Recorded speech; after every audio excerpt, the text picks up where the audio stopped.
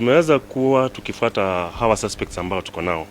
Tumekuwa na cases, a number of cases za mauaji, lakini hatujakuwa successful kupata weapons ambazo zimekuwa zinatumika kwa mauaji. So siku ya jana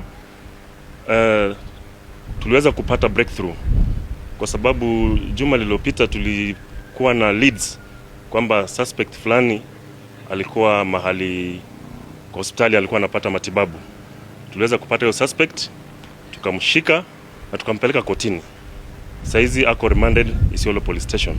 Na kupitia kwa hiyo suspect tumeweza kupata hii bunduki ambayo ilikuwa inaonyeshwa na County Police Commander.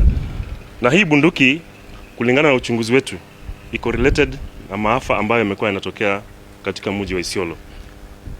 Katika mwaka wa 2025 Januari kuna mauaji yalifanyika upande wa Meru maili 3. Kuna jamaa anaitwa Patrick Nyaga Gathu aliuliwa Januari tarehe 26, na tumekuwa na ushahidi kwamba huyu suspect ambaye tuko naye in custody alihusika, na tuna sababu kuamini kwamba hii bunduki ilihusika katika hayo mauaji. Vile vile katika mwezi wa December last year katika sehemu ya kambi ya juu katika bar inaitwa Sakama kuna kijana aliuliwa usiku wa kuamkia Krismasi, na pia tumepata ushahidi kwamba huyu suspect pamoja na wengine ambao wako kwa rada yetu walihusika katika mauaji ya Mutethia. Pia katika mwezi wa pili tarehe 18 kuna mwalimu aliaga anaitwa William Maingi Gitobo ambaye alikuwa deputy principal Leparwa. Katika uchunguzi wetu pia tunaona kwamba huyu mhusika pamoja na wengine ambao ni kundi lake ndio walikuwa wameweka ile ambush ambapo marehemu deputy principal William Maingi Gitobo aliaga.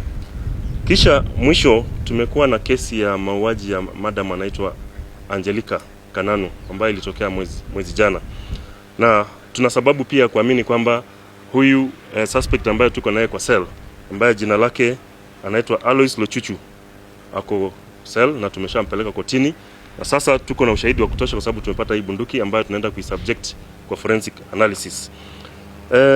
Ningependa kuchukua fursa hii kuwashukuru wananchi kwa sababu tumekuwa tukiomba watupatie information, na ni information ambayo imetusaidia kuweza kujua kwamba suspect yako mahali fulani anapata matibabu, na baada ya kupata huyu suspect ndio tumeweza kupata hii bunduki, na tuko na habari kwamba ziko bunduki zingine kule nje pamoja na suspect wengine wako huko nje. So ningependa kuchukua fursa hii kuuliza our partners, ma chiefs, NPRs na wananchi kwa jumla waweze kutupatia information, na wale suspects wanajulikana, majina yao yanajulikana, ili tukaweze kuwanasa na tutoe hizi bunduki katika mikono mibaya ambayo iko na wananchi.